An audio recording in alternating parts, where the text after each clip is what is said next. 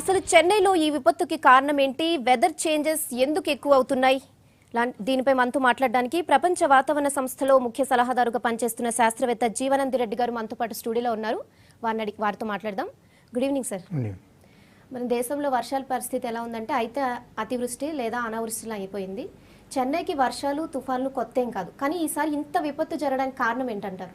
ఇప్పుడు మనము ఒక విపత్తు జరిగిన తర్వాత ఎందుకు అని ఆలోచిస్తాం. దానికి ముందు దానికి కొన్ని ప్రికాషన్స్ చేయాల్సింది ఉంటుంది. అవి మన దేశంలో అలాంటి జరగటం లేదు. ఇప్పుడు విపత్తుల్లో దీని మీద ఒక కమిటీ కూడా సెంట్రల్ గవర్నమెంట్ వాళ్ళు మీటింగ్లు అరేంజ్ చేసినప్పుడు మేము వాళ్ళకి చెప్పడం కూడా జరిగింది. ఇది రిటైన్గా ఇచ్చాము, ఓవరాల్గా కూడా చెప్పాము. మన దేశంలో ఇప్పుడు పట్టణీకరణ వలన కొన్ని ప్రాబ్లమ్స్ వచ్చాయి.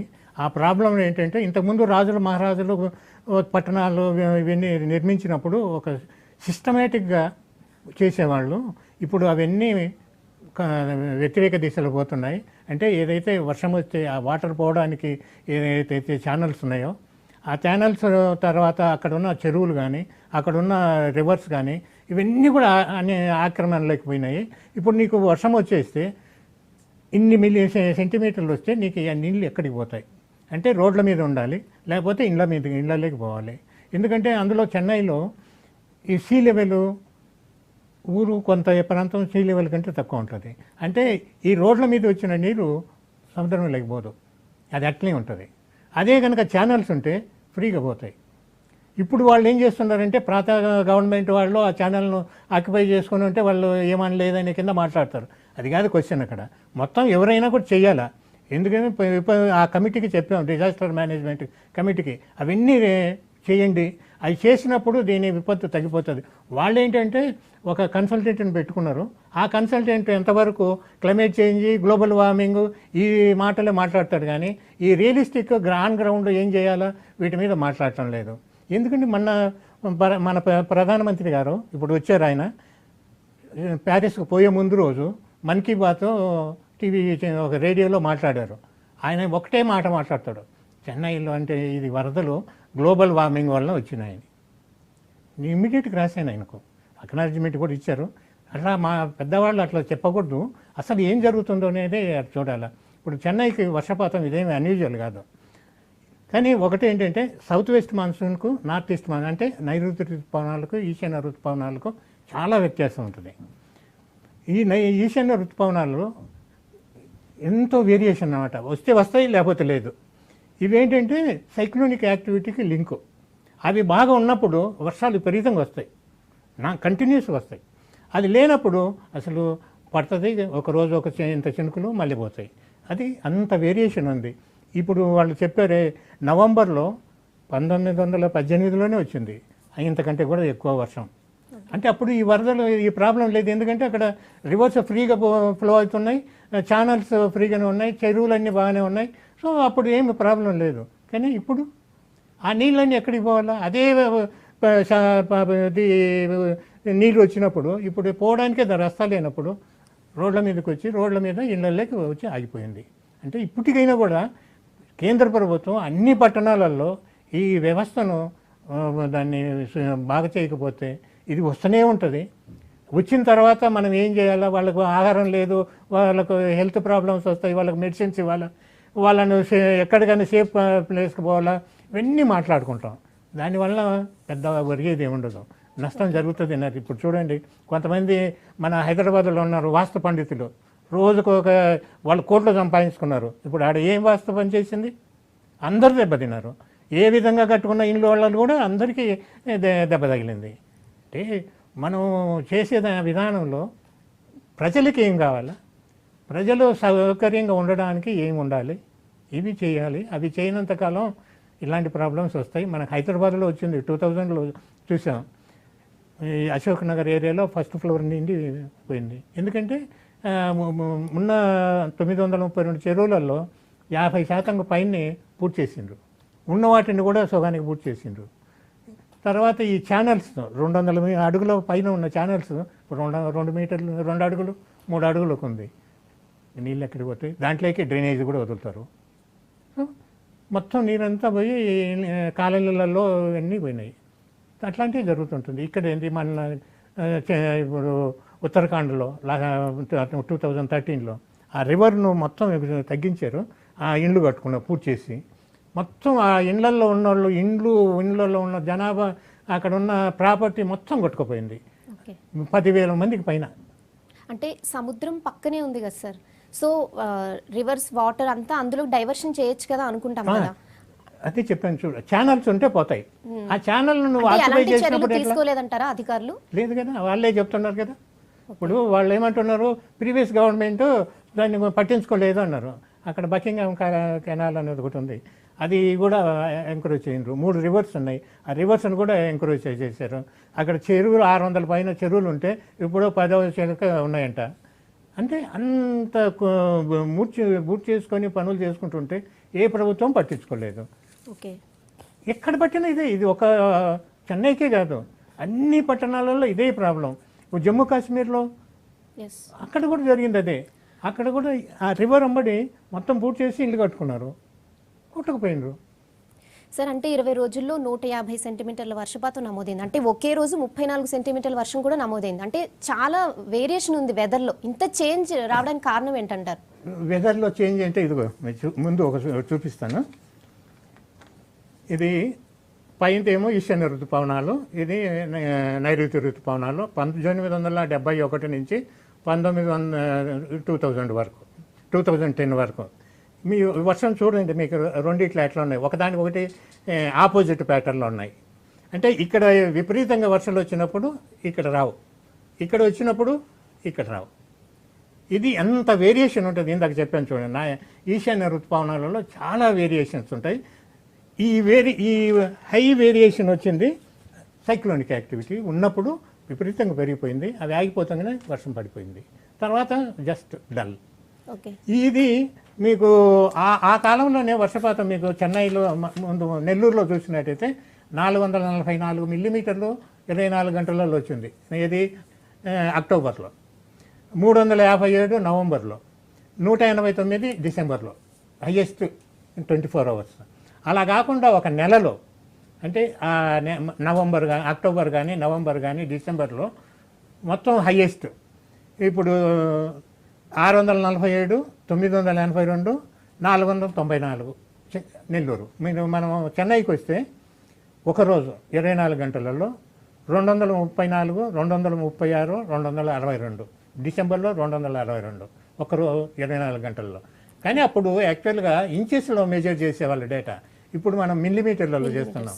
ఆ ఎర్రర్ కూడా అక్కడ ఇన్వాల్వ్ అయింది, అయినా కూడా అంత పెద్ద వర్షము. ప్లస్ ఇది మంత్లీ యావరేజ్ చేస్తే 892 అక్టోబరు, 1088 నవంబరు, 699 డిసెంబరు. ఈ 1088 దాటలే. వాళ్ళు ఏం చేశారంటే కొంతమంది పేపర్లలో రాసేటప్పుడు ఈ నవంబర్ రెయిన్ఫాల్కు డిసెంబర్ 1 రెయిన్ఫాల్ యాడ్ చేసి 12.8 సెంటీమీటర్ల వర్షపాతం దానికంటే ఎక్కువ అని చెప్పారు. కానీ ఇది దాటలేదు. వర్షాలు కాదు క్వశ్చన్ ఇక్కడ, వర్షాల నుంచి ఎందుకు మనకు ఈ విపత్తులు వస్తున్నాయి అది ముఖ్యం. అది దాని నుంచి బయటపడాలంటే ఏం చేయాలా, అది చేయనంతకాలం మీకు 10 సెంటీమీటర్లు వచ్చినా అదే ప్రాబ్లం వస్తుంది, 100 సెంటీమీటర్లు వచ్చినా అదే ప్రాబ్లం వస్తుంది. అంటే దేశంలోనే అతిపెద్ద మెట్రో నగరం సార్ చెన్నై. మరి ఈ లోపాలకి పాలకులు కారణం అంటారా, లేకపోతే అధికారులు కారణం అంటారా? అంటే పర్యావరణవేత్తలుగా మీరు ఎలాంటి సూచనలు చేస్తారు అధికారులకు? మేము మొదటి నుంచి ఇందాక చెప్పాను చూడండి, ఈ డిజాస్టర్ మేనేజ్మెంట్ వాళ్ళు మీటింగ్లు పెట్టినప్పుడు మేము చెప్పాము, రిటర్న్గా కూడా ఇచ్చాము, వాళ్ళని చెప్పాము. అవతల వాళ్ళు మాట్లాడుతుంటే ఐఐటి ప్రొఫెసర్స్ వచ్చి ఈ క్లైమేట్ చేంజ్ ఈ మాటలు మాత్రం మీరు ఆ మాటలు మాట్లాడొద్దు, అవన్నీ తర్వాత పెట్టుకోండి, ఇవి ప్రాక్టికల్ ప్రాబ్లమ్స్. ఈ ప్రాక్టికల్ ప్రాబ్లం నుంచి బయటపడాలంటే ఇవి చేయాలి.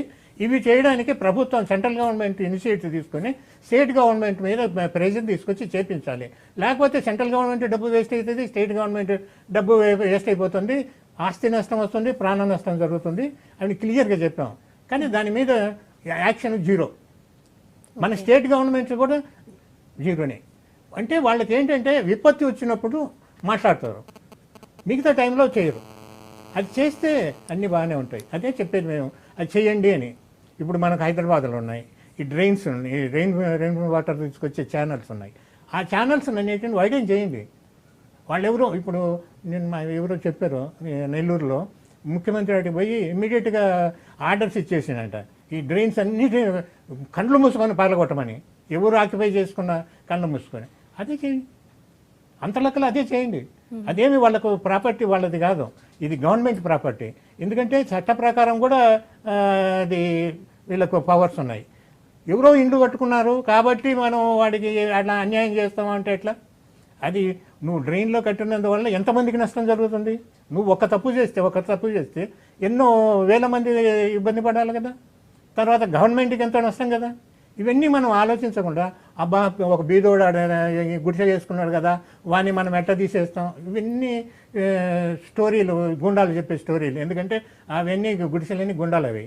కాబట్టి అలాంటివి ఏం పట్టించుకోకుండా ఫోర్స్ఫుల్గా చేసినప్పుడు మనం మూసి 50% ఆక్యుపై చేశారు. ఈ చెరువులు హుస్సేన్ సాగర్ దాంట్లో 50% పైన ఆక్యుపై అయింది. ఇప్పటికీ ఇంకా చేస్తూనే ఉన్నారు, చెత్త వ్యవస్థనే ఉన్నారు. సో ఇలాంటివి చేయనప్పుడు ఎలా? అలాగనే ఇప్పుడు హిమాయత్ సాగర్, ఉస్మాన్ సాగర్ మనకు డ్రింకింగ్ వాటర్ మనం రోజు చూస్తూనే ఉన్నాం, వాటర్ రావటం లేదు. ఆ రాకుండా ఎంతోమంది దాని మీద ఇల్లీగల్ యాక్టివిటీస్ చేస్తున్నారు. చట్టం ఉంది, జీవో 111 ఉంది, సుప్రీంకోర్టు జడ్జిమెంట్ ఉంది. తర్వాత నేను వేసిన కేసు వలన కొన్ని గవర్నమెంట్ ఇచ్చిన కోర్టుకి ఇచ్చిన రిటర్న్ స్టేట్మెంట్స్ ఉన్నాయి. ఇవన్నీ ఉన్నా కూడా విపరీతంగా ఇల్లీగల్ యాక్టివిటీస్ జరుగుతున్నాయి. ఇప్పుడు మళ్ళీ గవర్నమెంటే వాళ్ళతో చేతులు కలిపి అక్కడ యాంటీ సోషల్ యాక్టివిటీ అడ్డాగా తయారు చేస్తున్నారు. దాని చుట్టూ ఏదో ఫెన్సింగ్ వేసి రోడ్లు కట్టి ఇవన్నీ చేసి, అంటే అర్థం ఏంటి? వాళ్ళు గవర్నమెంట్ ఎంతవరకు ఈ ఇల్లీగల్ యాక్టివిటీస్కి సపోర్ట్ చేస్తుందే కానీ ప్రజల కొరకు, ప్రజలకు ఉపయోగపడే విధానంలో వాళ్ళు ముందుకు రావటం లేదు. అది వచ్చినప్పుడు ఏదైనా బాగుపడుతుంది. Yes sir. అంటే హైదరాబాద్లో కనుక ఇలాంటి వర్షపాతం, ఇంత వర్షపాతం నమోదైతే ముంపుకు గురయ్యే అవకాశం ఉందా? మనం ఎంతవరకు సేఫ్గా ఉన్నాం? ఎలాంటి చర్యలు తీసుకుంటే బాగుంటుందంటారు? ఇప్పుడు నేను ఇందాక చెప్పాను చూడు, అశోక్ నగర్ అది లోయర్ ట్యాంక్ బండ్ సైడ్ మొత్తం ఫస్ట్ ఫ్లోర్, సెకండ్ ఫ్లోర్ వరకు పోయినాయి, కార్లన్నీ కొట్టుకుపోయినాయి. అప్పుడు వచ్చిన వర్షపాతం 256 మిల్లీమీటర్స్ ఎంతో, అంత దానికే వచ్చేసింది. ఇప్పుడు ఇంకా దాని ఎఫెక్ట్ ఇంకా ఎక్కువ ఉంటుంది. ఎందుకంటే ఇప్పుడు అప్పుడున్న డ్రైన్లన్నీ కూడా పోయినాయి, ఇప్పుడున్న చెరువులన్నీ కూడా పోయినాయి. సో నీళ్ళు ఎక్కడికి పోతాయి?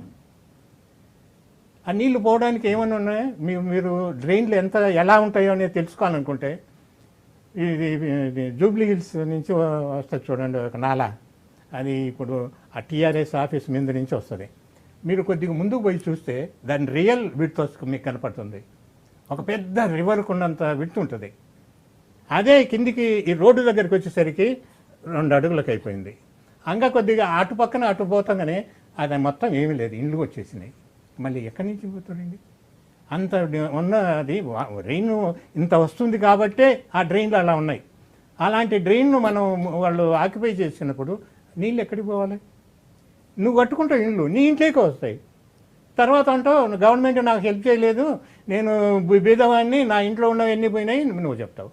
అంటే తప్పు చేసింది నువ్వే, మళ్ళీ గవర్నమెంట్ నువ్వే బ్లేమ్ చేస్తావు. గవర్నమెంట్ ఏం చేయటం లేదు, ఎందుకంటే ఇది ఓటు బ్యాంక్ రాజకీయం. వాళ్ళని ఎవరిని ఏమన్నా ఓటు రావు. సో ఒకదాని ఒకటి ఇది కాకుండా అన్ని పార్టీల వాళ్ళని కూర్చోబెట్టుకొని, ఇప్పుడు ఇంతకుముందు కూడా ఒకసారి చెప్పాము, ఈ రోడ్ల మీద టెంపుల్స్ ఇవన్నీ అంటే ఒక పార్టీ ఒక రిలీజియన్ కాకుండా అందరినీ పిలుచుకొని ఇవి ప్రాబ్లమ్స్, ఈ ప్రాబ్లమ్స్ మనం బయటకు రావాలంటే ఇవి చేయాలా, మీరు అందరు సపోర్ట్ చేయండి. అలాగని ఇక్కడ కూడా ఇవన్నీ నాళాలు ఉన్నాయి, ఈ నాళాలలో ఇంత ఆక్యుపేషన్ ఉంది, వీళ్ళకి కావాలంటే ఆల్టర్నేటివ్ ఎక్కడైనా ఇస్తాం, మీరు అందరూ సపోర్ట్ చేయండి. అది చేసినప్పుడు ఈ వాటర్ ఫ్లో ఫ్రీగా పోతుంది. అలాగనే మూసి మీద 2 పక్కల ఆక్యుపై చేసిన ఆ ల్యాండ్స్ అన్నీ తీసేసి దాన్ని బ్లాంక్ లాగా కట్టేసేసిన తర్వాత అక్కడ ఎవరిని లేకుండా వాళ్ళకి ఆల్టర్నేటివ్ ఇవ్వండి. మీరు రోజు ఇండ్లు అందరికీ ఫ్రీగా కట్టిస్తున్నారు కదా, లక్షల ఇండ్లు కట్టారు, దాంట్లో భాగంగా వీళ్ళకి ఇవ్వండి. కోటీశ్వరులకు ఇండ్లు కట్టి 5 లక్షలు పెట్టి ఇల్లు కట్టించి ఇవ్వాల్సిన అవసరం ఏముంది? ఇప్పుడు ఇచ్చేవన్నీ అదే కోటీశ్వరులకే ఇస్తున్నారు. అలాంటి దానికంటే అట్లా ఇల్లీగల్గా ఆక్యుపై చేసుకున్నారంటే వాళ్ళు రియల్ ఇల్లీగల్ కాదు, గూండాల మనుషులు. సో వాళ్ళకు లాభం మీరు కట్టించి ఇస్తే ఇండ్లు. సో దానివల్ల వాళ్ళకు నష్టం ఉండదు, ప్రజలకు ఉపయోగపడుతుంది. అది చేస్తే బాగుంటుంది. Okay sir, thank you sir. డిస్కషన్లో పార్టిసిపేట్ చేసి చాలా మంచి విషయాలు చెప్పారు. Thank you.